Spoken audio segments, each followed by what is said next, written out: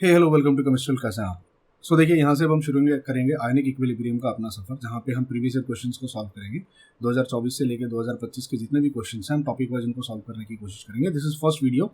Already मैंने crash course में इसका वन शॉट अपलोड कर रखा है एंड इवन आगाज बैच में इसके पूरे डिटेल लेक्चर्स अवेलेबल हैं। आई होप आप लोगों ने वो सब देख लिया होगा एंड आपने वन शॉट देखने के बाद ही प्रीवियस ईयर क्वेश्चन सॉल्विंग पे आए हो। विदाउट चैप्टर की थियोरी पढ़े प्लीज क्वेश्चंस को सॉल्व नहीं करना। वीडियो स्टार्ट करूँ इससे पहले, सिंस ये वीडियो यूट्यूब पे भी अवेलेबल है, अगर आपको वीडियो अच्छा लगा होगा, पढ़ाने का तरीका अच्छा लगा होगा, अगर आपको लगता है कि मेरी मेहनत और स्टूडेंट्स तक जानी चाहिए, मैं डिजर्व करता हूं अगर वो सारी चीज़ें, तो प्लीज़ इस वीडियो को शेयर कीजिएगा, वीडियो को लाइक कीजिएगा एंड इस वीडियो को हो सकेगा तो हाइप कर दीजिएगा। ठीक है, चलिए आगे बढ़ते हैं। अब देखिए, पूरे आयनिक इक्विलिब्रियम में आपका जो चैप्टर है वो पर्टिकुलर पार्ट्स में डिवाइडेड है। Acid base theory part number 1 होता है, ionization of acid base part number 2 होता है, auto ionization of water, pH scale, hydrolysis of salt, buffer solution and solubility product. So काफी छोटा चैप्टर है, इतना नहीं है, बहुत बड़ा टॉपिक है नहीं। इस पर्टिकुलर वीडियो में हम दो टॉपिक्स लेने वाले हैं, that is acid base theory के बारे में हम डिस्कस करेंगे और ionisation of acid and bases के बारे में डिस्कस करेंगे। ठीक है, चलिए शुरू करते हैं। सबसे पहले एसिड एंड बेस थियरी में आपको क्या पता होना चाहिए प्रीवियस ईयर क्वेश्चन सॉल्व करने से पहले? आपको Arrhenius theory, Lowry Bronsted theory और ल्यूइस थियरी में एसिड बेस के बारे में पता होना चाहिए। अरेनियस थियरी में एसिड क्या होता है? जो H+ प्रोड्यूस करेगा। ठीक है, अब H+ की जगह हम लोग कई बार H3O+ भी लिखते हैं। क्यों लिखते हैं? मैंने आपको वन शॉट में भी पढ़ाया है और मैंने आगाज बेस की थ्योरीज में भी पढ़ाया है कि H+ की जगह हम लोग H3O+ भी लिखते हैं। ठीक है, बेस का मतलब जो OH- आयन प्रोड्यूस करेगा। लॉरी ब्रोंस्टेड की थ्योरी में हम लोगों ने क्या पढ़ा था? जो H+ डोनर होगा, जो H+ डोनेट करेगा वो एसिड कहलाएगा, जो H+ एक्सेप्ट करेगा वो आपका बेस कहलाएगा। ल्यूइस थ्योरी, जिसको हम मॉडर्न थ्योरी भी कहते हैं, जो लोन पेयर ऑफ इलेक्ट्रॉन पे बेस्ड होती है, तो जो लोन पेयर एक्सेप्ट करेगा वो एसिड कहलाएगा, जो लोन पेयर डोनेट करेगा वो हमारा बेस कहलाएगा। सो अगर इतना आपको आता है ये तीनों एसिड बेस थ्योरी के बारे में, तो आप सारे क्वेश्चन सॉल्व कर सकते हैं। एक एक करके शुरू करते हैं। मोस्टली थ्योरेटिकल क्वेश्चन होते हैं, यहाँ पे कोई न्यूमेरिकल टाइप क्वेश्चन होता नहीं है। पहला क्वेश्चन है, which of the following species act as Lowry Bronsted acid as well as base? मतलब ऐसी कौन सी स्पीसीज है जो एसिड और बेस दोनों का काम कर सकती है? तो एक ऐसी स्पीसीज होनी चाहिए जो H+ चाहे तो एक्सेप्ट भी कर सकती है और H+ डोनेट भी कर सकती है। देखो HCl में अगर आप देखो ना, तो HCl सिर्फ H+ को डोनेट कर सकता है, H+ को एक्सेप्ट नहीं कर सकता, तो ये तो हमारे ऑप्शन से चला गया। Br- जो होगा वो सिर्फ H+ को एक्सेप्ट कर सकता है, वो क्या बना लेगा? HBr बना लेगा, तो ये भी हमारी कैटेगरी में नहीं आएगा। फिर SO4-2 जो होगा ये भी H+ को एक्सेप्ट करेगा और क्या बना लेगा? HSO4, और यहाँ पर आ जाएगा -1 आ जाएगा। ठीक है, अब बचता है HPO4-2। सी अगर आप ध्यान से देखो, HPO4-2 है मेरे पास, ये चाहे तो H+ डोनेट कर सकता है। अगर ये H+ डोनेट कर देगा तो क्या बना लेगा? ये बना लेगा PO4-3। और अगर ये चाहे तो H+ को एक्सेप्ट कर सकता है, अगर इसमें H+ ऐड हो जाएगा तो ये हो जाएगा H2PO4, और इसमें से सिंस H+ ऐड हुआ है यहाँ से एक माइनस कम हो जाएगा और ये हो जाएगा -1। देखो, जब भी H+ ऐड होगा, पॉजिटिव चार्ज ऐड हो रहा है ना, तो यहाँ का नेगेटिव चार्ज कम हो जाएगा। तो ये जो HPO4-2 है ना, ये एसिड का भी काम कर सकता है क्योंकि वो H+ डोनेट कर सकता है, और वो बेस का भी काम कर सकता है क्योंकि वो H+ एक्सेप्ट कर सकता है। तो आई थिंक सो मेरा राइट ऑप्शन क्या होना चाहिए? HPO4-2 होना चाहिए। लॉजिक समझ में आया? फिर according to Lowry Bronsted theory of acid and bases, Lowry Bronsted theory, conjugate bases in the following reaction are। देखो आपके सामने जो रिएक्शन दिया है ना, HC2O4-1 plus HCl is giving you H2C2O4 plus Cl-। आपको बताना बेस कौन है और एसिड कौन है। यहाँ पे यूजुअली उन्होंने पूछा है सिर्फ बेसिस के बारे में, कॉन्जुगेट बेसिस के बारे में। तो देखो एक सिंपल सा फंडा, इस रिएक्शन में मुझे दिखाई दे रहा है क्लोरीन माइनस अलग हो गया, मतलब इसने अपना H+ आयन दिया होगा। तो जो HCl होगा वो किसका काम करेगा? HCl तो एसिड का काम करेगा। अब इसने H+ एक्सेप्ट किया है, ठीक है, इसने H+ एक्सेप्ट किया होगा, तभी तो H2CO4 बना होगा ना, H2C2O4 बना होगा। तो ये जो स्पीशीज होगी ये किसका काम करेगी? ये बेस का काम करेगी। अब यहां से अगर HCl में से H+ निकल गया, तो कौन बचेगा? Cl-। तो अगर ये रिएक्शन उल्टा हो जाता, अगर ये रिएक्शन उल्टा हो जाएगा तो ये H+ डोनेट करेगा इसको, ठीक है, उल्टे रिएक्शन में। फॉरवर्ड रिएक्शन में कौन डोनेट करेगा? ये। बैकवर्ड रिएक्शन में ये डोनेट करेगा, तो ये कौन बन जाएगा? ये एसिड बन जाएगा। और ये एक्सेप्ट करेगा तो ये कौन बन जाएगा? ये बेस बन जाएगा। तो फॉरवर्ड रिएक्शन में ये बेस का काम करेगा और बैकवर्ड रिएक्शन में ये वाला स्पीशीज जो है वो बेस का काम करेगा। तो मेरा आंसर होना चाहिए HC2O4-, क्योंकि उन्होंने कॉन्जुगेट बेस पूछा है मुझसे। कॉन्जुगेट बेस कौन कौन है यहाँ पे? तो HCl एसिड है तो उसका बेस कौन हो गया? ये हो गया। और अगर ये बेस है तो इसका एसिड कौन हो गया? इसका एसिड ये हो गया। मैंने थ्योरी में पढ़ाया था कैसे आइडेंटिफाई करना है एसिड और बेस को। ठीक है, लॉजिक समझ में आया? ऑसम। फिर क्वेश्चन है विच among the following is correct conjugate acid base pair of for the reaction equation stated below. Same फंडा, कॉन्जुगेट एसिड बेस पेयर पता करना है आपको। तो रिएक्शन में आपके पास HCl है, अमोनिया, और यहाँ पर बन रहा है NH4+। तो सीधी सीधी सी बात है, यहाँ से H+ निकल के इसके पास गया होगा, तो ये किसका काम करेगा, एसिड का काम करेगा। और HCl में से जब H निकल जाएगा तो Cl बचेगा, तो Cl- किसका काम करेगा, Cl- बेस का काम करेगा। यहाँ तक लॉजिक समझ में आया, ठीक है। तो ये एसिड हो गया, मैं ऐसे ऐसे करता हूँ, ये एसिड हो गया और ये आपका बेस हो गया, तो ये कॉन्जुगेट एसिड बेस पेयर हो गया। दूसरा कॉन्जुगेट एसिड बेस पेयर कौन है, अमोनियम और अमोनिया का। देखो ये H+ आयन एक्सेप्ट करेगा, मतलब ये किसका काम करेगा, ये बेस का काम करेगा। और NH4+ जो बैठा हुआ है ना, वो H+ एक्सेप्ट करने के बाद बना है, तो ये किसका काम करेगा, एसिड का। देखो एक सिंपल फंडा याद रखना, HCl है, अमोनिया है, NH3 है, ठीक है, इक्विलिब्रियम दिया है NH4+ के बीच में और किसके बीच में, Cl- में। फॉरवर्ड रिएक्शन में ये H+ डोनेट कर रहा है, तो ये कौन हो गया, एसिड हो गया। H+ निकलने के बाद कौन बचेगा, Cl-, तो Cl- उसका क्या हो जाएगा, ये उसका कॉन्जुगेट बेस हो जाएगा। बैकवर्ड रिएक्शन में मुझे बताओ कौन बनेगा, ये एक्सेप्ट कर रहा है, तो ये कौन हो गया, बेस। और बैकवर्ड रिएक्शन में ये डोनेट कर रहा है, समझ में आया, तो ये कौन करेगा, ये एसिड का काम करेगा। तो भाई अब कॉन्जुगेट एसिड बेस पर पूछा है ना, तो HCl और Cl- ढूंढो। HCl और Cl- कहीं दिया है क्या, नहीं, ऑप्शन में नहीं है। फिर अमोनिया और अमोनियम ढूंढो, अमोनिया और अमोनियम को ढूंढो, कहीं दिया है क्या, यस ये दिया है, अमोनिया और अमोनियम दिया हुआ है। तो मेरे लिए राइट ऑप्शन क्या हो जाएगा, ऑप्शन सी मेरा, क्योंकि कॉन्जुगेट एसिड बेस पेयर पूछा था उन्होंने। पहले वाले क्वेश्चन में क्या पूछा था, सिर्फ कॉन्जुगेट बेस बताओ, हमको एसिड बेस पेयर नहीं चाहिए, सिर्फ कॉन्जुगेट बेस बताओ कौन कौन है वहां पे। तो अगर एक एसिड है तो उसका बेस भी होगा, दूसरा अगर बेस है तो उसका एसिड भी अपने पास होगा। लॉजिक समझ में आया कैसे निकालते हैं, काफी आसान था। अगला क्वेश्चन है विच among the following is the conjugate base of HClO4। अब HClO4 है, इसका कॉन्जुगेट बेस बताओ कौन होगा। बेस मतलब H निकालने के बाद, तो इसमें से H निकाल दो तो क्या बचेगा, ClO4-1 बचेगा, तो ये इसका बेस हो जाएगा। ये एसिड है तो ये बेस हो जाएगा, लॉजिक समझा। ये H+ डोनेट करेगा ना, H+ डोनेट करेगा तो ये एसिड होगा, ये H+ एक्सेप्ट करेगा तो ये बेस होगा। तो ऑप्शन देखो आपका ऑप्शन डी हो जाएगा। अगला क्वेश्चन है हमारे पास, कॉन्जुगेट एसिड ऑफ NH2- और NH3 के कॉन्जुगेट एसिड कौन होंगे पूछा। देखो इसका मतलब ये बेस हो गया, इसका मतलब ये भी बेस हो गया, तो एसिड कौन हुआ होगा। हमने थ्योरी में क्या पढ़ा था, लॉरी ब्रोंस्टेड थ्योरी में, जिसमें H+ होता है वो एसिड होता है, जो H+ को एक्सेप्ट करेगा वो बेस होता है, मतलब बेस के पास H+ नहीं होता। अगर मैं कह रहा हूं ये बेस है तो इसका एसिड कौन हुआ होगा बताओ, जिसमें H+ हुआ होगा, मतलब ये क्या हुआ होगा, NH3, क्योंकि NH3 में से जब H+ निकालोगे तब जाकर NH2- मिलेगा ना, H+ निकालने के बाद NH2- मिलेगा। अब अगर ये बेस है तो इसका एसिड कौन हुआ होगा, मतलब इसमें H+ ऐड कर दो, तो ऐड करोगे तो क्या मिलेगा, NH4+ मिलेगा। तो इसका कॉन्जुगेट एसिड ये है और इसका कॉन्जुगेट एसिड ये है। तो ये दो ऑप्शन ढूंढो कहां पर है, आई थिंक ऑप्शन सी मिल गया, अमोनिया और अमोनियम। लॉजिक समझ में आया कैसे निकाल रहा हूं मैं। देखो ध्यान से सुनते जाओ, ये बहुत इंपॉर्टेंट चीजें हैं, ये क्वेश्चन आते हैं काफी इजी है, 10-15 सेकंड में क्वेश्चन सॉल्व हो जाते हैं। Which from the following substance act as base when reacted with water. तो अगर मान लो मेरे पास एक तरफ पानी है, तो इसमें से कौन सा वो सब्सटेंस होगा जो बेस का काम करेगा, मतलब मेरा वाटर जो ना एसिड का काम करेगा, पानी उसको H+ दे सकता है। तो सामने ऐसी कोई स्पीशीज होनी चाहिए जो H+ को ले। H+ को कौन लेगा, एसिटिक एसिड लेगा क्या, नहीं, वो तो खुद एसिड है क्योंकि वो तो H+ डोनेट करता है। HCl लेगा क्या, नहीं, वो खुद एसिड है, दिख रहा है वो एसिड है, वो H+ डोनेट करता है। अपने को H+ एक्सेप्ट करने वाला बंदा चाहिए, वो उसका एसिड होगा। यहाँ पर H2C2O4, ये देखो इसमें खुद H2C2O4 में वो H+ डोनेट करेगा। पर अमोनिया जो होता है ना, अमोनिया अगर यहाँ NH3 होता तो ये H+ को डोनेट एक्सेप्ट कर लेता और क्या बना देता, ये बना लेता NH4+, और वाटर की जगह यहाँ पे क्या हो जाता, यहाँ रह जाता OH-। लॉजिक समझ में आया, कितना सिंपल क्वेश्चन था ये, हो जाएगा।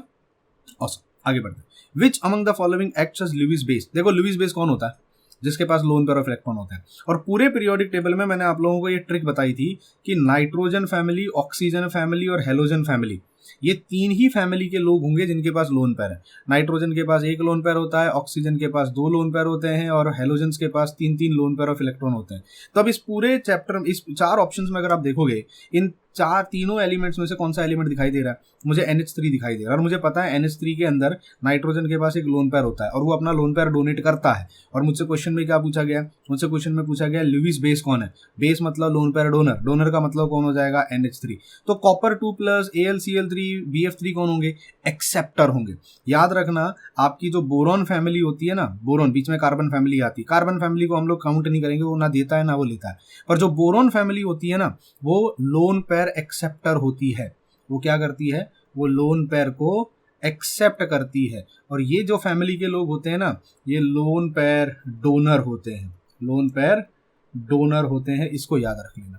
मतलब बोरोन और एल्यूमिनियम, देखो बोरोन के नीचे एल्यूमिनियम आता, boron, aluminium, gallium, indium, thallium, तो ये देखो BF3, AlCl3 ये एक्सेप्ट करेंगे। और जितने मेटल्स होते हैं, जो मेटल्स होते हैं डी ब्लॉक वाले, कोऑर्डिनेशन केमिस्ट्री में आपने पढ़ा होगा, कोऑर्डिनेट बॉन्ड बनता है, किसके साथ बनता है, लिगेंड होता है। लिगेंड कौन होता है, जो लोन पेयर ऑफ इलेक्ट्रॉन लेके आता है। तो जितने डी ब्लॉक वाले एलिमेंट होते हैं ना, ये सारे मेटल्स जो होंगे खासकर डी ब्लॉक वाले, ये लोन पेयर एक्सेप्टर होते हैं। तो ये 3 ऑप्शंस में से चले गए। लुईस बेस पूछा था, अमोनिया मेरा राइट ऑप्शन होगा। लॉजिक समझ में आया कैसे निकाला मैंने, ये ट्रिक निकाल के लिख लेना, ये लिख लेना, काम आएगी। फिर identify the conjugate acid base pair respectively from the following equilibrium reaction. Acid base pair बताओ कौन होगा। तो यार बड़ा सिंपल सा है, देखो देख के ही समझ में मुझे आ रहा है। ये HPO4 2- था, यहाँ पर H प्लस गायब हो गया, मतलब इसने अपना H प्लस इसको दे दिया, तो ये कौन हो गया, ये मेरा एसिड हो गया, ठीक है। और इसका कॉन्जुगेट बेस कौन होगा, इसमें से H प्लस निकलने के बाद ये बनेगा, तो ये मेरा हो जाएगा बेस, ठीक है। इसने H प्लस एक्सेप्ट किया, मतलब ये पानी किसका काम कर रहा है यहाँ पे, बेस का। और ये अगर H प्लस इसको दोबारा दे दे तो ये वापस पीछे चला जाएगा, मतलब ये किसका काम करेगा, ये एसिड का काम करेगा।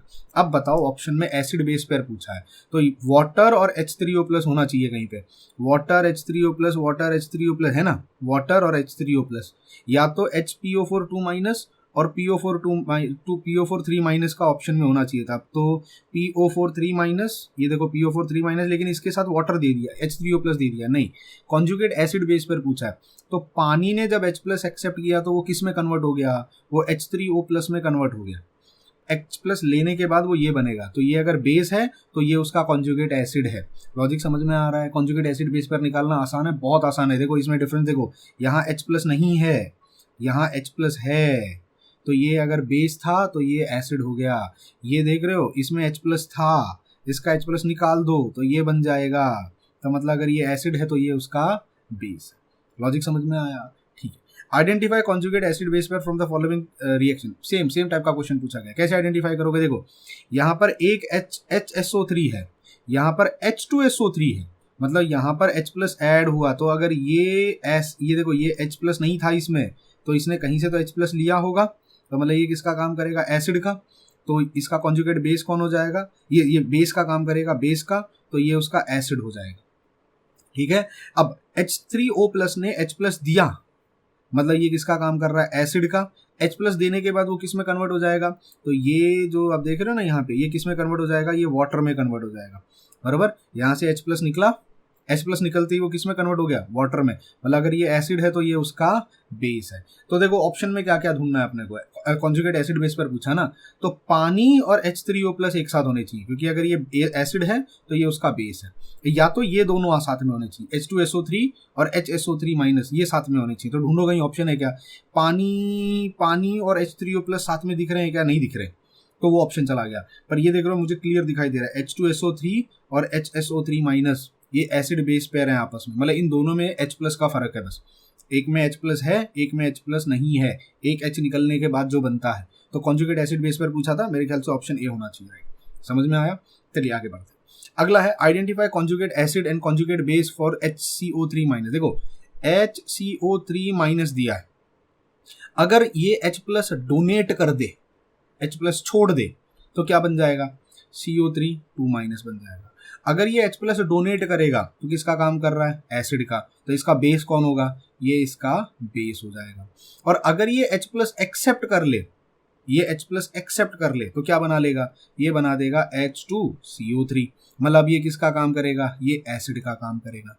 अगर ये H प्लस एक्सेप्ट करेगा तो ये बन जाएगा ना, तो H प्लस एक्सेप्ट करने के बाद इंसान क्या बन जाता है, वो एसिड बन जाता है। H प्लस डोनेट करने के बाद क्या बन जाता है, बेस बन जाता है। तो अगर ये मेरा एलिमेंट है तो इसका कॉन्जुगेट बेस ये है और इसका कॉन्जुगेट एसिड ये है। और अपने से ऑप्शन में क्या पूछा था, conjugate acid and conjugate base for इसके आयन का कॉन्जुगेट एसिड बेस पेयर बताओ कौन होगा। मतलब इसका कॉन्जुगेट एसिड भी बताओ जब ये बेस का काम करेगा, और इसका कॉन्जुगेट एसिड बेस बताओ जब ये एसिड का काम करेगा। तो H प्लस डोनेट करने के बाद ये क्या बना रहा है, ये बना रहा है H प्लस, मतलब ये दोनों एसिड बेस दोनों का काम कर सकता है। H प्लस डोनेट भी कर सकता है, H प्लस एक्सेप्ट भी कर सकता है। तो जब डोनेट करेगा तो ये बनेगा, और जब एक्सेप्ट करेगा तो ये बनेगा। लॉजिक समझ में आया, कैसे आंसर निकाला, क्लियर है, आसान था, लिख लेना इसको, ठीक है। मैं इरेज कर रहा हूँ क्योंकि मेरे पास जगह कम रहती है। Then H2SO4 is conjugate base of, मतलब HSO4 minus, sorry HSO4 minus है, तो मतलब ये बेस है। तो बताओ इसका एसिड कौन होगा, एसिड कौन होगा, ये तो पूछा ना, is the conjugate base of, मतलब एसिड कौन होगा। तो इसमें H प्लस ऐड कर दो, जैसे ही तुम इसमें H प्लस ऐड करोगे तो क्या बन जाएगा, H2SO4 बन जाएगा, मतलब ये एसिड हुआ होगा, H प्लस निकालने के बाद वो बेस में कन्वर्ट हो गया होगा। लॉजिक समझा। तो इसका कॉन्जुगेट एसिड कौन है, इसका कॉन्जुगेट एसिड H2SO4 है। तो क्वेश्चन घुमा दिया इन्होंने, वो चाहते तो पूछ सकते थे what is the conjugate acid of HSO4, पर उन्होंने पूछा क्या, HSO4 is conjugate base of, HSO4 किसका कॉन्जुगेट बेस है, ऑब्वियस सी बात है, H प्लस ऐड करके देखो पता चल जाएगा, समझा। Then identify conjugate acid base pair from the following equilibrium. अब ये बड़ा सिंपल है, देखो अगर मैं देखूं यहाँ पे HCO3 माइनस में H प्लस दिख रहा है मुझे, पर यहाँ पर H प्लस नहीं दिख रहा है, मतलब ये एसिड है तो ये बेस है। पानी में मुझे H दिखाई दे, H, ये देखो पानी को देखो, और यहाँ पर एक एक्स्ट्रा H ऐड हो गया है, मतलब ये पानी ने H प्लस लिया है, मतलब ये बेस है तो ये उसका एसिड है। समझ में आया, यहाँ H पानी था, H3O प्लस बन गया, मतलब उसने H प्लस लिया होगा, यहाँ से H प्लस यहाँ गया होगा। लॉजिक समझ में आया। अब बताओ acid base pair conjugate base pair कौन होंगे। तो H2O और H3O प्लस कहीं दिखने चाहिए, H2O और H3O प्लस कहीं दिखने चाहिए, नहीं दिख रहे। तो HCO3 माइनस और CO3 2 माइनस दिखना चाहिए, तो HCO3 माइनस और CO3 2 माइनस दिख रहा है, ये मेरा राइट ऑप्शन। समझ में आया कैसे किया। Then question number 32, identify conjugate acid and conjugate base of ammonia. अब सेम क्वेश्चन है, अमोनिया NH3, मतलब NH3 एसिड का भी काम कर सकता है और NH3 बेस का भी काम कर सकता है। तो बताओ उसका एसिड कौन होगा और बेस कौन होगा। तो देखो अगर मान लो NH3 ने H प्लस लूज कर दिया तो क्या बना लेगा, NH2 माइनस 1 बना लेगा।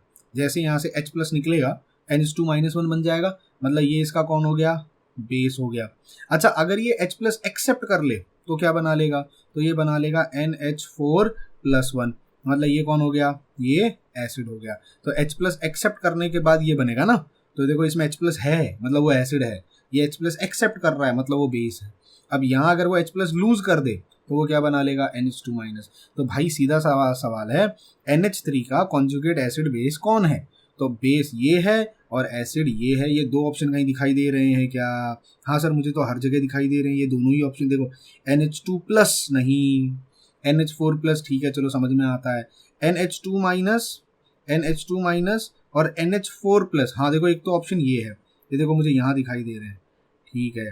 दूसरा NH2 प्लस नहीं, NH2 माइनस होना चाहिए, ये ऑप्शन तो वैसे ही चला गया मेरा, ठीक है। ये वाला ऑप्शन NH2 प्लस ये भी चला गया, NH4 प्लस NH2 माइनस देखो ऑप्शन ये भी है। अब ये दो ऑप्शन एक जैसे दिख रहे हैं, यहाँ NH4 प्लस है, यहाँ NH4 प्लस है, NH2 माइनस है, यहाँ भी NH2 माइनस है। अब फंस गए हम, दोनों में से राइट ऑप्शन कैसे निकालेंगे। तो दिमाग लगाओ, पहले क्या पूछा है उन्होंने पूछा कॉन्जुगेट एसिड कौन है। तो कॉन्जुगेट एसिड कौन होगा, NH4 प्लस। अगर इसमें H प्लस ऐड कर दोगे तो एसिड बनेगा ना, तो ये NH4 प्लस आएगा, तो पहले NH4 प्लस आना चाहिए, तो पहले NH4 प्लस यहाँ दिया है, समझा। फिर उन्होंने पूछा कॉन्जुगेट बेस कौन होगा, तो कॉन्जुगेट बेस मतलब NH2 माइनस यहाँ दिया है, इस ऑप्शन में उन्होंने उसको स्वाइप कर दिया है, इसलिए ये ऑप्शन नहीं आएगा। लॉजिक समझ रहा है, देखो सिर्फ रट्टा नहीं मारना चीजों को, लॉजिक लगाओ। Science is all about logic. आप कॉमर्स के आर्ट्स के स्टूडेंट नहीं हो कि आपको रट्टा मारना है, पढ़ो समझो लॉजिक लगाओ, आप मैक्सिमम क्वेश्चन सॉल्व कर पाओ। थोड़ा पेशेंस रखना पड़ता है, थोड़ा प्रैक्टिस करना पड़ता है, तभी चीजें आसानी से होती हैं। समझ में आया यहाँ तक, चलो पढ़िए आगे बढ़ते।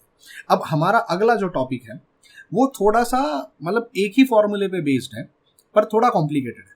अब मैं कॉम्प्लिकेटेड क्यों कह रहा हूँ, इसके पीछे का रीजन ये है कि यहाँ स्क्वायर रूट और स्क्वायर निकालना पड़ेगा, तो आपको ना नंबर्स के साथ थोड़ा खेलना पड़ेगा। आपके मैथमेटिकल स्किल अब यहाँ काम आएंगे, फॉर्मूला लगाना सीख जाओगे, वैल्यू भी डाल दोगे, वैल्यू डालने के बाद जो स्क्वायर और स्क्वायर रूट निकालना होगा वो आपको फटाफट आना चाहिए। और ये मैंने पहले ही कहा है कि मैं हर न्यूमेरिकल नहीं कर सकता, मैंने सॉलिड स्टेट के न्यूमेरिकल्स में सिखाया था कि कैसे square square root cube root वगैरह कैसे लगाते हैं, मैंने कुछ ट्रिक्स वहाँ बताई थी। आपको ये खुद से न्यूमेरिकल का मैं आपको सब कुछ बता दूंगा, कैलकुलेशन आपको करना पड़ेगा। अब आयनाइजेशन ऑफ एसिड बेस में हमको पढ़ना क्या, देखो मुझे पता है जो स्ट्रॉन्ग एसिड होगा ना, ध्यान रखना हमेशा, जो स्ट्रॉन्ग एसिड होता है वो हमेशा डिसोसिएट करता है, 100% डिसोसिएट करता है। वो क्या बनाएगा, H+ बनाएगा, A- बनाएगा, और पीछे एसिड को हम किससे रिप्रेजेंट करते हैं, Ha के साथ, बेस को BOH के साथ।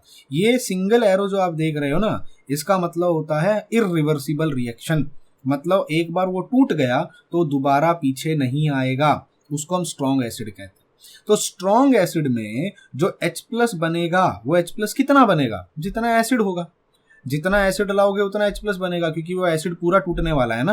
तो H+ जितना ज्यादा होगा जितना एसिड होगा उतना H+ होगा। तो स्ट्रॉन्ग एसिड में H+ कितना होता है, जितना एसिड होता है। स्ट्रॉन्ग बेस में OH- कितना होता है, जितना बेस होता है, क्योंकि जितना बेस ज्यादा लेके आओगे, अगर मान लो मैं इसके 5 मोल लेके आ रहा हूँ तो OH- भी तो 5 मिलेगा, अगर मैं इसके 15 मोल लेके आता तो ये भी 15 हो जाता है। सिंपल लॉजिक है। अच्छा, लेकिन प्रॉब्लम होती है वीक एसिड वीक बेस में। वीक एसिड वीक बेस में होता क्या है कि जो मेरा एसिड होता है ना वो पूरी तरह टूटता नहीं है। अब मैंने आगाज बैच में ये बहुत डिटेल में पढ़ाया है कि इक्विलिब्रियम का मतलब क्या होता है, क्यों होता है, कैसे होता है, किस लिए होता है। अब यहाँ PYQ और वन शॉट में समझाने का उतना टाइम हमारे पास होता नहीं है, फिर भी मैं बता रहा हूँ कि वीक एसिड पूरा टूटता नहीं है, कुछ टूटेगा कुछ नहीं टूटेगा, समझ में आया। तो यहां पर मैं नहीं कह सकता कि H+ कितना होगा, मैं नहीं कह सकता जितना एसिड होगा, क्योंकि तुम जितना एसिड लाओगे वो पूरा टूटने वाला नहीं है। लॉजिक समझ में आया। तो हम लोग यहाँ लगाते थे ऑसवेल्ड डाइल्यूशन लॉ, अगर आपको याद होगा तो, ठीक है। ऑसवेल्ड डाइल्यूशन लॉ लगाते थे और उस ऑसवेल्ड डाइल्यूशन लॉ का डेरिवेशन करते थे। Ka का फॉर्मूला आता था α²C, Kb, B मतलब बेस, B से आता था α²C। Kb का मतलब होता है इक्विलिब्रियम कांस्टेंट, या इसको हम डिसोसिएशन कांस्टेंट कहते थे। Ka का मतलब होता है इक्विलिब्रियम कांस्टेंट या डिसोसिएशन कांस्टेंट। मैंने यहाँ लिखा हुआ है कि A का मतलब एसिड का, B का मतलब बेस का। तो इक्विलिब्रियम कांस्टेंट वर्ड यूज करूंगा या डिसोसिएशन कांस्टेंट वर्ड यूज करूंगा, मतलब मैं किसकी बात कर रहा हूं, मैं इक्विलिब्रियम कांस्टेंट की बात कर रहा हूं। अब वो कितना टूटा है या कितना नहीं टूटा है ये इंपॉर्टेंट है। तो वो कितना टूटा है उसको समझाने के लिए हम एक वर्ड यूज करते थे, degree of dissociation. What is degree of dissociation, कि अगर कल को मैं एसिड का 1 मोल लाऊंगा, 1 मोल एसिड लाऊंगा, तो 1 मोल में से कितना टूटेगा। 1 मोल में से अगर ये 0.2 आएगा, ये 0.2 आएगा, तो मतलब पीछे कितना रह जाएगा, 0.8 अभी भी नहीं टूटा है।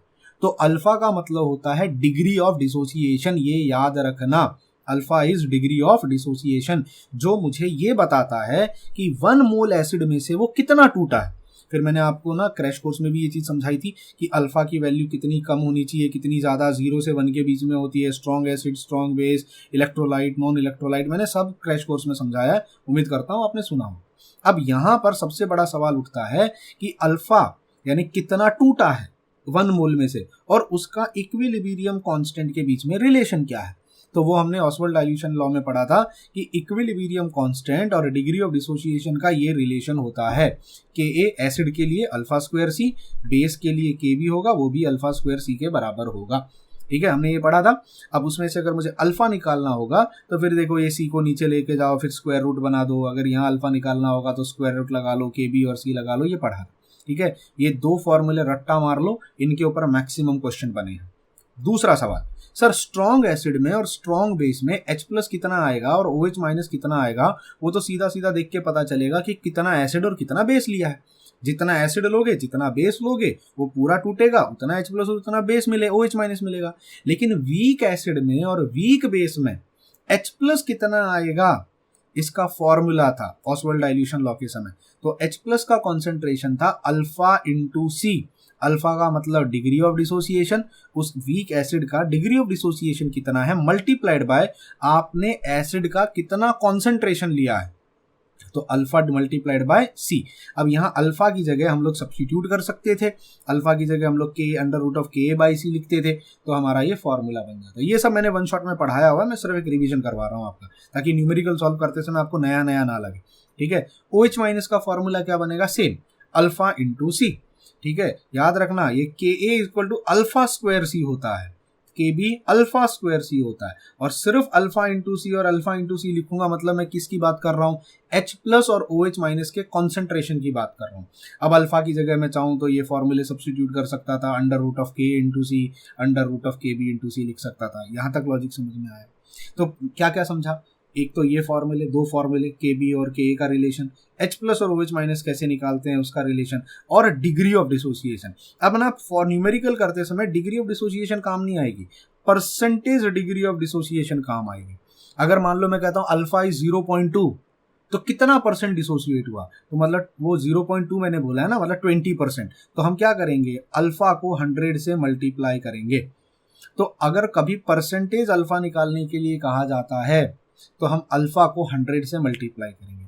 और अगर परसेंटेज अल्फा दिया है, अगर परसेंटेज अल्फा दिया और अल्फा पूछ लिया गया है, तो हम क्या करेंगे, जो भी परसेंटेज अल्फा दिया होगा उसको डिवाइड बाय 100 करेंगे, क्योंकि हमको फॉर्मूले में अल्फा यूज करना है। तो ये एग्जाम वाले क्या करेंगे, डायरेक्ट अल्फा नहीं देंगे, ये परसेंटेज अल्फा देंगे, परसेंटेज डिग्री ऑफ डिसोसिएशन देंगे। तो ये याद रखना, ठीक है। इस फॉर्मूले का मैं डायरेक्ट यूज करूंगा, ये दो फॉर्मूले भी मेरे लिए इंपॉर्टेंट। ठीक है, अब न्यूमेरिकल पे आए। अब सबसे पहला कैलकुलेट डिग्री ऑफ डिसोसिएशन। क्या पूछा है उन्होंने, डिग्री ऑफ डिसोसिएशन। तो मुझे अल्फा पूछा है और मुझे पता है अल्फा का फॉर्मूला क्या होता है, alpha will be under root of या तो के बाई सी होगा या तो के बी बाई सी होगा। अब ठीक है, तो पहले ही मुझे फॉर्मूला याद आ गया, कैलकुलेट डिग्री ऑफ डिसोसिएशन पूछा है और उसमें भी बोला वीक मोनोबेसिक एसिड। अब देखो यहाँ ना एक तुम्हारे दिमाग में आएगा, ये मोनोबेसिक एसिड का मतलब क्या होता है, एक ऐसा एसिड जिसके अंदर सिर्फ एक बेस को न्यूट्रलाइज करने की ताकत है। देखो मुझे बताओ HCl में और H2SO4 में क्या फर्क है, क्या फर्क है बताओ।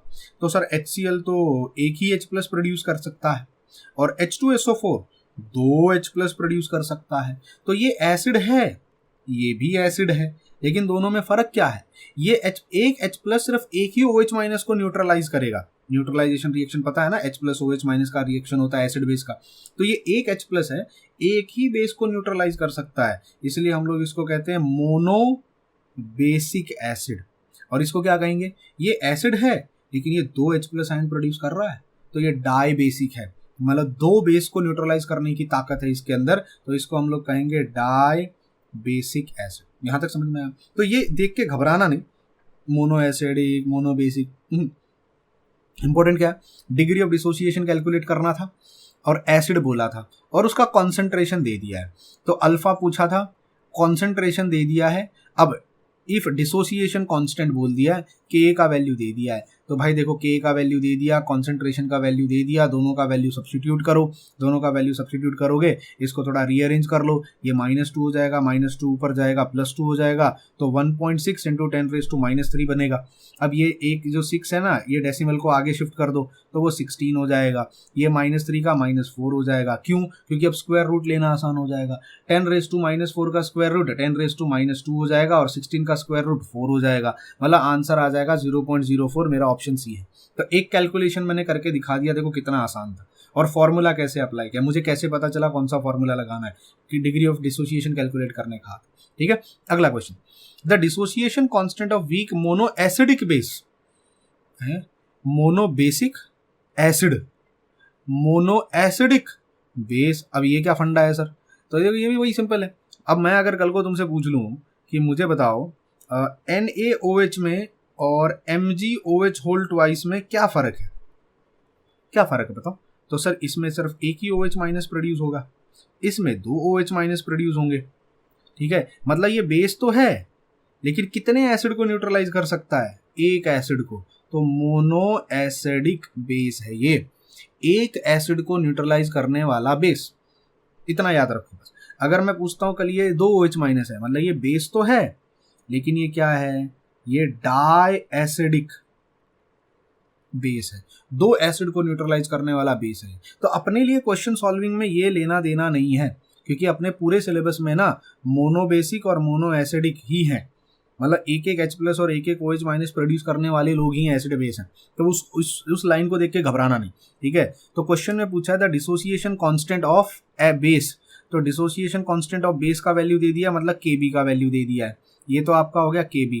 कैलकुलेट डिग्री ऑफ डिसोसिएशन बोला है यार, अब तो चिंदी सा सवाल है, डिग्री ऑफ डिसोसिएशन बोला है, Kb का वैल्यू दिया है, तो फॉर्मूला क्या होगा, under root of Kb/C, Kb का वैल्यू सब्स्टिट्यूट कर लो, आप कंसंट्रेशन 0.02 दे दिया है, तो फॉर्मूले में क्या आ जाएगा, अंडर रूट हो जाएगा, ये हो जाएगा 1.8 इंटू 10⁻⁵ होल डिवाइडेड बाय 0.02 हो जाएगा।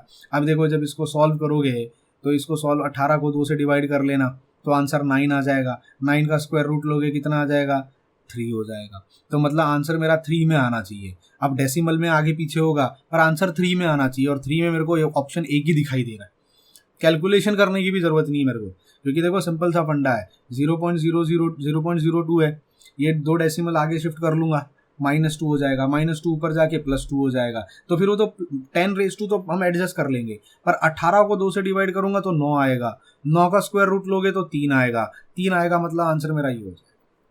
Clear? See this is how you play with numbers यार, और ये ना एक्सपीरियंस के साथ और प्रैक्टिस के साथ आता है। बहुत सारे बच्चे कभी अभी मैंने यूट्यूब पे वीडियोस डालने शुरू करे हैं, तो बहुत सारे कमेंट आते हैं, बहुत सारे बच्चे मुझसे व्हाट्सएप पे या टेलीग्राम पे पूछ लेते हैं पर्सनल मैसेज करके, सर आप कैसे ये नंबर्स को, आप फिजिक्स भी तो करते हो, फिजिक्स में भी तो ये नंबर्स आते हैं, मैथ्स में भी तो नंबर्स आते हैं, तो कोई अजूबा नहीं है जो मैं कर रहा हूँ, या मतलब कोई ऐसा ट्रिक व्रिक नहीं है ये जितना नंबर्स के साथ बैठोगे, जितना नंबर्स के साथ खेलोगे, अपने आप चीजें समझ में आ जाएंगी। ठीक है, अगले क्वेश्चन पे चलते हैं। कैलकुलेट डिसोसिएशन कांस्टेंट, मतलब Ka कैलकुलेट करना है, ठीक है, ऑफ वीक एसिड, अब मैं मोनोबेसिक को हटा रहा हूँ, of weak acid if 1.6% dissociated, मतलब इन्होंने देखो डिग्री ऑफ डिसोसिएशन नहीं दिया है, परसेंटेज अल्फा दे दिया है, तो 1.6% अल्फा है ना, तो परसेंट अल्फा कितना है 1.6%, तो अल्फा कितना हो जाएगा, 1.6 को 100 से डिवाइड करो। अब नेक्स्ट टाइम कभी भी अगर मुझे परसेंटेज अल्फा दिखेगा, मैं डायरेक्ट उसको 100 से डिवाइड करूंगा, तो रोना नहीं, ठीक है। तो अब मुझे बताओ, डिसोसिएशन कांस्टेंट कैलकुलेट करने बोला था, परसेंटेज अल्फा दे दिया था, मैंने अल्फा निकाल दिया, फॉर्मूला क्या है, K will be alpha square C, ठीक है, कॉन्सेंट्रेशन दे दिया है ना 0.05, तो भाई फॉर्मूला बड़ा आसान है, ये हो जाएगा 1.6 डिवाइडेड बाय 100 का स्क्वायर मल्टीप्लाइड बाय कॉन्सेंट्रेशन 0.05 है। अब रोना नहीं, 100 कैसे आया नीचे, वो परसेंटेज अल्फा दिया था, मैंने उसको अल्फा में कन्वर्ट कर दिया है, तो 100 से डिवाइड करना पड़ा। क्लियर? आगे बढ़ता हूँ, अगला क्वेश्चन है। अब इसके बाद सारे क्वेश्चन ऐसे ही हैं, सब ऐसे ही हैं, अब टेंशन मत लो। Calculate concentration of acid, concentration पूछा है, अल्फा का वैल्यू दिया है, Ka का वैल्यू दिया है, तो मुझे पता है K = alpha square C, alpha का वैल्यू दिया है, Ka का वैल्यू दिया है, कॉन्सेंट्रेशन पूछा है, कर लोगे? ऑसम, कर लेना। अगला, कैलकुलेट डिसोसिएशन कांस्टेंट, Ka पूछा है, of weak acid if it's degree of dissociation in 0.1 molar, 0.01 molar, मतलब कॉन्सेंट्रेशन दे दिया है 0.01, और डिग्री ऑफ डिसोसिएशन की वैल्यू ये दी हुई है 4.24, मतलब अल्फा का वैल्यू दे दिया है, C का वैल्यू दे दिया है, भाई इसका स्क्वायर कर लो, इसका स्क्वायर कर लो और कॉन्सेंट्रेशन से मल्टीप्लाई कर दो, आपको आंसर मिल जाएगा, करके देख लेना आंसर कितना आता है। अब ये भी बड़ा आसान है, क्योंकि इसका स्क्वायर करूंगा ना, 4 का स्क्वायर कितना होता है, 4 4 16 होता है, तो 16 से तो ज्यादा होगा, 16 से तो ज्यादा होगा, तो आंसर है ना 16 से ज्यादा होना चाहिए, तो 16 और कितना ज्यादा होगा, थोड़ा बहुत ही ज्यादा होगा ना, बिकॉज 4.24, देखो 5 का स्क्वायर अगर मैं करता तो कितना आता, 25 आता, 4 का स्क्वायर करूंगा तो कितना आएगा, 16 आएगा। मैं किसका स्क्वायर करूंगा, मैं स्क्वायर करूंगा, और कॉन्सेंट्रेशन का टेंशन मत लो, क्योंकि कॉन्सेंट्रेशन कितना दिया हुआ है, 0.01 ही दिया है, तो वो मल्टीप्लाई करके 1 से ही मल्टीप्लाई हो रहा है तुम्हारा। अब जैसे इस वाले क्वेश्चन में अल्फा का वैल्यू 0.02 था, तो थोड़ा डर लग रहा था, क्यों, क्योंकि अल्फा यहाँ अगर 1 होता है ना तो मल्टीप्लिकेशन में टेंशन नहीं होती, 1 से ही तो मल्टीप्लाई करना है ना आपको, ठीक है। यहाँ अगर देखो नंबर, अगर मेरे को सॉल्व भी नहीं करना हो तो भी मैं कैसे पता करूंगा आंसर, मतलब छोटा सा दिमाग लगाऊंगा, 5 का स्क्वायर 25 होगा, 4 का स्क्वायर 16 होगा, मेरा आंसर 4.24 के बीच में, मतलब 25 to 16 की रेंज में आना चाहिए, ठीक है। 16 से ज्यादा, 25 से कम, अब 16 से ज्यादा 25 से कम, 16 से ज्यादा 25 से कम, तो एक तो ये ऑप्शन मेरा चला जाएगा, क्योंकि देखो ये 11.25 के आसपास दिख रहा है मुझे, 11 मतलब एक डेसिमल आगे करके देखो आप इसको, ठीक है। अब 25 से कम होना चाहिए, तो ये वाला ऑप्शन भी मेरा चला गया, क्योंकि वो 26 पॉइंट में वो दिख रहे हो 26, उसको एक डेसिमल आगे शिफ्ट करके देखो 26 हो गया। तो या तो ये 17 पॉइंट होगा, 17.98 ऐसे समझो उसको, या तो ये 20.16 होगा। आप बोलोगे सर वो तो 2 पॉइंट है, आपको 20 पॉइंट कैसे दिख रहा है? हाँ तो ठीक है ना, एक डेसिमल आगे शिफ्ट कर दो, ये -5 का ये ऐसे ही इसको आगे करोगे, ये -5 का -6 हो जाएगा, क्या फर्क पड़ता है? लॉजिक समझ में आ रहा है? अब या तो 17 होगा या तो 20 होगा, अब तुम दिमाग लगाओ यार। 4.24 है, 4.24 है, तो मेरा जो आंसर होना चाहिए ना 4.2 है, मतलब वो 16 के करीब आना चाहिए। अगर 4.8 होता तो वो 25 के करीब चला जाता। 4.2 है, 4.2 है मतलब वो क्लोज टू 16 होगा। 16 के क्लोज वाला नंबर कौन सा है? 17.980 मुझे दिखाई दे रहा है। तो मतलब अगर मुझे नहीं करना हो कैलकुलेशन, टाइम बचाना होता, तो मैं अगर स्टूडेंट होता तो मैं ये दिमाग लगाता, मैं डायरेक्ट 17.98 को टिक करता, क्योंकि बाकी सब में देखो पावर सेम दिखाई दे रही है मुझे, तो पावर तो फैक्टर है नहीं, उन्होंने पावर एडजस्ट किया होगा कैसे भी करके। तो नंबर मेन है मेरे लिए नंबर इंपॉर्टेंट है। समझ में आया? ठीक है, आगे बढ़ते हैं। अगला क्वेश्चन है, a weak monobasic acid is 0.05% dissociated. Alpha का वैल्यू दे दिया, तो अल्फा कितना हो जाएगा? 0.05 डिवाइडेड बाई 100, ठीक है, इन 0.05 मोलार, मतलब कॉन्सेंट्रेशन दे दिया है, अल्फा दे दिया है। व्हाट इज H3O प्लस का कॉन्सेंट्रेशन? मैंने कहा था H3O प्लस का मतलब इनडायरेक्टली वो H प्लस का कॉन्सेंट्रेशन पूछते हैं, और H प्लस का कॉन्सेंट्रेशन का फॉर्मूला क्या था? अल्फा इंटू सी, अल्फा इंटू सी। तो अल्फा का वैल्यू ऑलरेडी दिया है, अल्फा का वैल्यू दे दिया है, और उसके बाद कॉन्सेंट्रेशन 0.05 बोला है, सब्सटीट्यूट करके सॉल्व कर लेना, आंसर मिल जाए। 31, calculate degree of dissociation, alpha पूछा है, formula will be under root of either Ka/C या Kb/C। Calculate degree of dissociation of इतना मोलार एसिड। अब वीक मोनोबेसिक एसिड मतलब एसिड है वो, इतना मोलार मतलब कॉन्सेंट्रेशन का वैल्यू दे दिया, और ब्रैकेट में Ka दे दिया है, Ka दे दिया, कॉन्सेंट्रेशन दे दिया, डिग्री ऑफ डिसोसिएशन पूछा है। कितना ही डिफिकल्ट है ये, कर लेना, सॉल्व कर लेना। हाँ, स्क्वायर रूट निकालना पड़ेगा इसका, अब डरोगे स्क्वायर रूट को लेके। अब देखो Ka का वैल्यू कितना दिया हुआ है? 1.2 इंटू 10⁻⁻5, और कॉन्सेंट्रेशन कितना दिया है? 3 इंटू 10⁻⁻2, 3 4 12, 3 4 12, 12 का स्क्वायर रूट 2, मतलब आंसर 2 पॉइंट में आना चाहिए। तो 2 पॉइंट में आंसर एक ही ऑप्शन में, ठीक है। कैलकुलेशन करने की भी जरूरत नहीं पड़ेगी अपने को, अगर थोड़ा प्रैक्टिस कर लोगे तो नंबर्स के साथ, ठीक है, डन।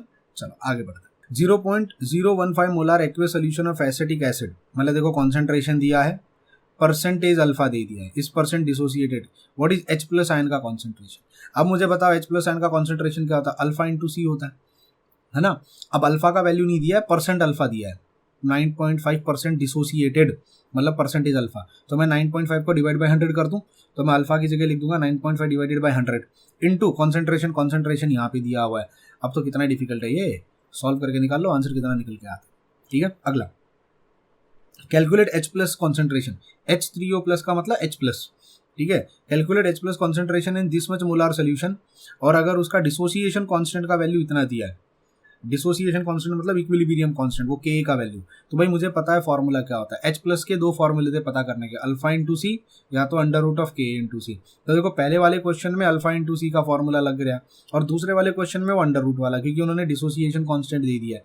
डिसोसिएशन कांस्टेंट मतलब इक्विलिब्रियम कांस्टेंट मतलब Ka आएगा, और कॉन्सेंट्रेशन का वैल्यू 0.02 है। ये देखो सब्सटीट्यूट कर दिया, मल्टीप्लाई कर लेना, इसको मल्टीप्लाई करोगे, इसको सॉल्व कर लेना, आंसर निकल के आ जाएगा आपके पास, ठीक है। अभी एक सॉल्व करने का जिम्मेदारी आपको। अगला 34, the dissociation constant of weak acid is this. Dissociation constant मतलब Ka दे दिया। Calculate degree of dissociation in its 0.04 molar, तो Ka का वैल्यू दे दिया है, डिग्री ऑफ डिसोसिएशन पूछा है, कॉन्सेंट्रेशन 0.04 मोलार बोला है। मुझे लगता है आसान है, कर लोगे इसको, ठीक है। आगे बढ़ते हैं। अब देखिए क्वेश्चन नंबर 35 में क्या पूछा, the degree of dissociation of 0.01 molar, मतलब इन्होंने कॉन्सेंट्रेशन ऑलरेडी दे दिया है, of solution of NH4OH is this. Degree of dissociation दे दिया है, व्हाट इज परसेंटेज डिसोसिएशन, तो फिर कॉन्सेंट्रेशन का काम ही नहीं है भाई, ये तो स्ट्रेट फॉरवर्ड क्वेश्चन है। डिग्री ऑफ डिसोसिएशन दी हुई है, परसेंटेज डिसोसिएशन पूछा है आपसे, परसेंटेज डिसोसिएशन यानी अल्फा दिया हुआ है, परसेंटेज अल्फा पूछा है, तो कुछ नहीं करना है, अल्फा का वैल्यू जो है उसको 100 से मल्टीप्लाई कर देना है। तो अल्फा का वैल्यू इतना था, 100 से मल्टीप्लाई करोगे तो +2 और -2 तो वैसे ही कैंसिल हो जाएगा, बचेगा 4.2, आंसर आ जाएगा 4.2%। Simple as it is. कितना सिंपल क्वेश्चन था ये, मतलब ये कोई बच्चा अगर थोड़ा भी पढ़ के जाएगा ना तो 10-15 सेकंड में इस क्वेश्चन को आराम से सॉल्व कर सकता है। अगला question, which from the following formula use to find the OH ion concentration, कैसे निकालते हैं OH आयन का concentration, under root of KB into C, दूसरा फॉर्मूला क्या था अल्फा इंटू सी, ये दो फॉर्मूले थे H प्लस और OH के, मैंने स्टार्टिंग में बताया था आपको, हमको यहाँ से चूज करना था, आई थिंक ऑप्शन बी आएगा straightforward. Then question number 37, a monobasic weak acid, एक एसिड है, डिसोसिएट टू 1.2% यानी अल्फा का वैल्यू दे दिया, ठीक है, इन इट्स 0.01 मोलार यानी कॉन्सेंट्रेशन दे दिया है, 298 केल्विन, ये तो टेम्परेचर का अपने को भी लेना देना नहीं है। कैलकुलेट डिसोसिएशन कांस्टेंट Ka पूछा है, तो Ka का फॉर्मूला क्या है अल्फा स्क्वायर सी। अब अल्फा का वैल्यू क्या होगा, वो तो 1.2% दिया है ना, तो 1.2 डिवाइडेड बाय 100 करेंगे और तो अल्फा मिलेगा, अल्फा का स्क्वायर कर दिया, मैंने डायरेक्ट सब्स्टिट्यूट कर दिया 1.2 का डिवाइडेड बाय 100 का स्क्वायर और यहाँ पे 0.0 बना जाएगा। तो अब भाई कुछ भी कर लो, 12 का स्क्वायर कितना होता है, 12 का स्क्वायर होता है 144, मतलब आंसर में कहीं तो 144 दिखना चाहिए, क्योंकि बाकी सब तो देखो 10 टू द पावर 2, 0.01, ये तो सब डेसिमल पावर में एडजस्ट हो जाएंगे, तो 12 का स्क्वायर 144 होता है, 144 मुझे एक ही ऑप्शन में दिख रहा है, ऑप्शन ये दिख रहा है, बाकी सब पावर में एडजस्ट हो जाएंगे, क्योंकि देखो 10 टू दी पावर 2 का स्क्वायर कितना होगा 10 टू दी पावर 4, 4 ऊपर जाएगा तो कितना हो जाएगा -4, और यहाँ पर ऑलरेडी 10 टू दी पावर -2, -4 और -2 -6 हो जाएगा, तो मेरे को उससे लेना देना नहीं है। जब मेरे को ये 100 ये 0.01 दिखते हैं ना, मुझे बड़ी खुशी होती है, क्योंकि मुझे पता है अब मैं इसका डायरेक्ट स्क्वायर कर सकता हूँ। समझ में आया, ईजी था। चलो आगे बढ़ते हैं। अगला क्वेश्चन है calculate value of dissociation constant, फिर से Kb का वैल्यू पूछा है, ऑफ वीक मोनोबेसिक बेस का पूछा है, 2% डिसोसिएट करता है, 0.01 मोलार सोल्यूशन है, ठीक है। 2% का मतलब क्या हो गया, मैं डायरेक्ट लिखूंगा 2/100 और इसका स्क्वायर करूंगा, मैंने यहाँ स्क्वायर नहीं लिखा, इसका स्क्वायर आएगा, ठीक है, 2/100 का स्क्वायर करूंगा, कॉन्सेंट्रेशन 0.1 दिया है। अब ये भी सिंपल है, 2 का स्क्वायर कितना होता है 4, क्योंकि बाकी सब तो डेसिमल में एडजस्ट हो जाएगा, 2 का स्क्वायर 4, आंसर 4 में आना चाहिए, 4 में आंसर एक ही दिया हुआ है, ऑप्शन नंबर बी, सिंपल था, ठीक है। 39, a weak monobase acidic base dissociate 1.5%, alpha का वैल्यू, 0.01 मोलार सोल्यूशन, कॉन्सेंट्रेशन मिल गया।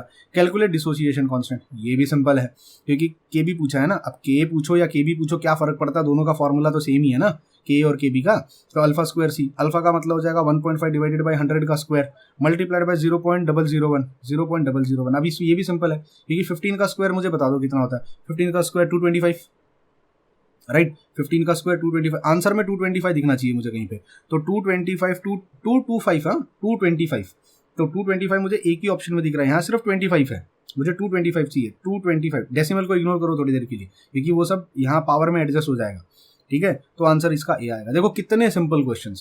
अगला, a weak base is 5% dissociated, alpha दे दिया है, 0.01 मोलार कॉन्सेंट्रेशन दिया है, फिर से मेरा बड़ा मुझे मजा आएगा, क्योंकि 5 का स्क्वायर होता है 25, क्यों, क्योंकि कैलकुलेट डिसोसिएशन कांस्टेंट बोला है, डिसोसिएशन कांस्टेंट का मतलब अल्फा स्क्वायर सी, अल्फा का मतलब क्या हो जाएगा 5/100 का स्क्वायर इंटू 0.01, कॉन्सेंट्रेशन कितना दिया है 0.01 दिया है, अब 5 का स्क्वायर होता है 25 कहीं दिखना चाहिए मुझे, 25 एक ही ऑप्शन में दिख रहा है, ऑप्शन डी, क्लियर।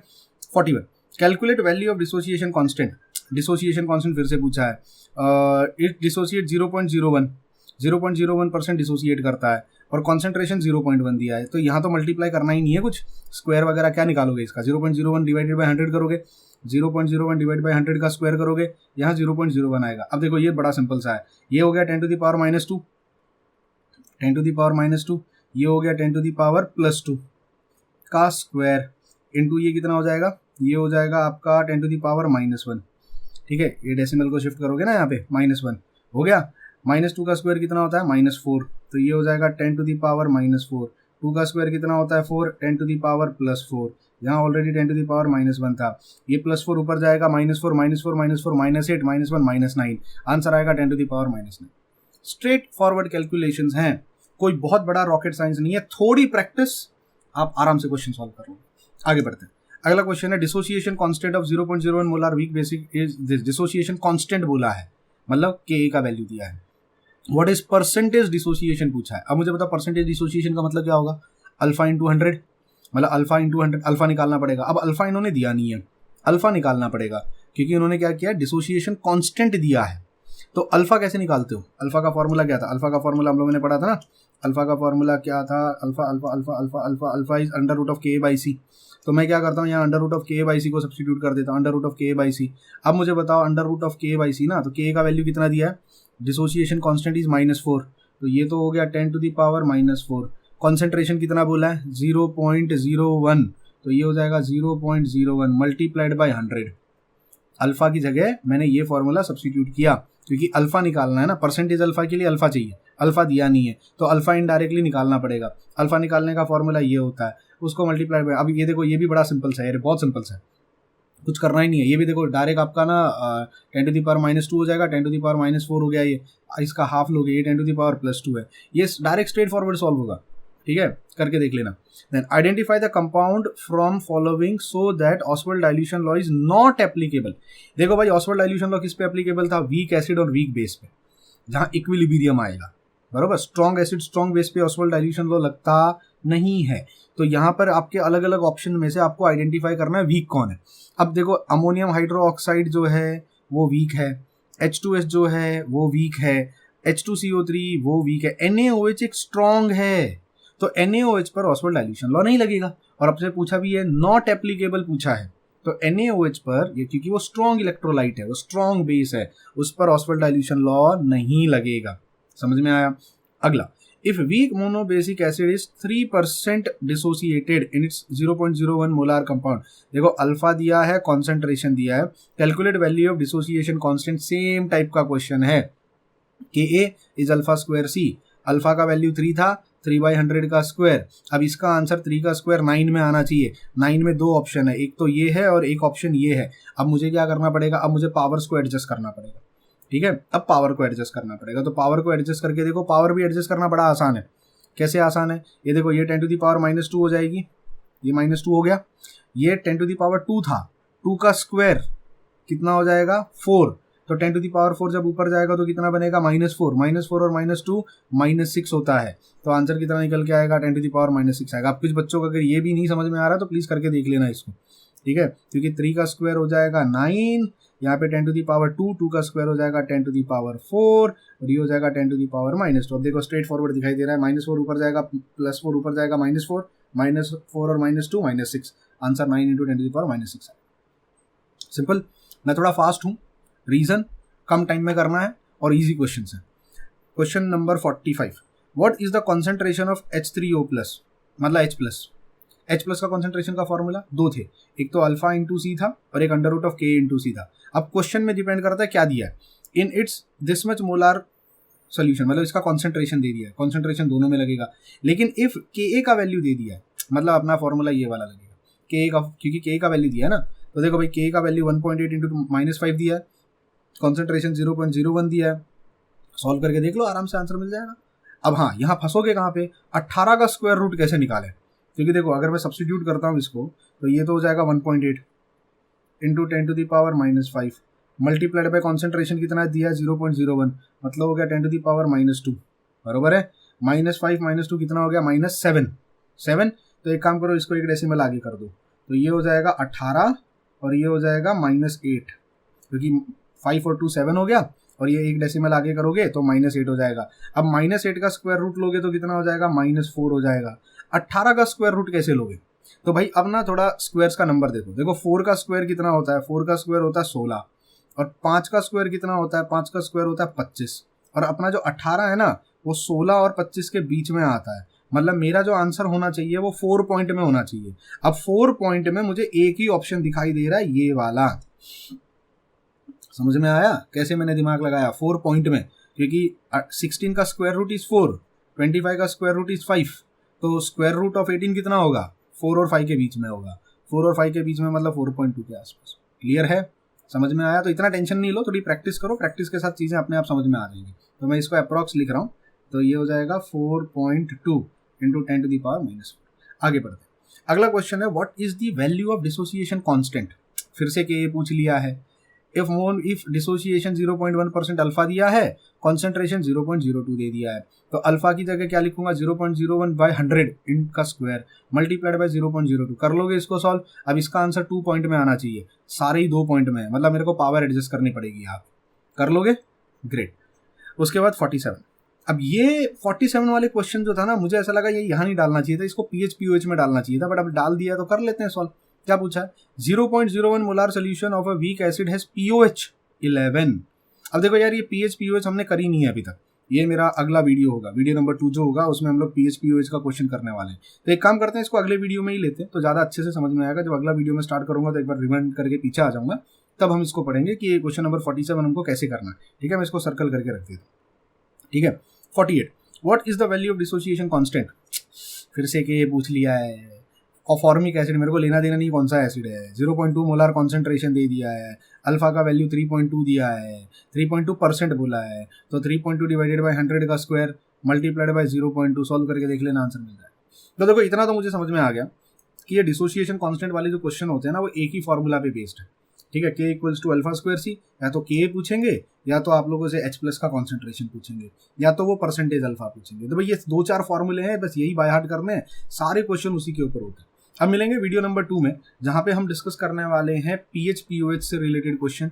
जितने pH POH से रिलेटेड ये क्वेश्चन है, ये काफ़ी अच्छे क्वेश्चन है, इनमें थोड़ी कैलकुलेशन की ट्रिक्स वगैरह भी लगेंगी। अगले वीडियो में मिलते हैं। फिर से मैं कहूँगा वीडियो अच्छा लग रहा होगा तो प्लीज़ शेयर करो, लोगों तक पहुंचाओ वीडियो को, ताकि ज़्यादा लोग आए, मुझे भी मोटिवेशन मिले कि जो मैं इतनी मेहनत कर रहा हूँ, इतना अच्छा क्वालिटी का कंटेंट मैं आपको दे रहा हूँ, एटलीस्ट वो सही लोगों तक पहुंच रहा है। ठीक है, तो मिलते हैं अगले वीडियो में। Till then bye bye, take care and God bless you.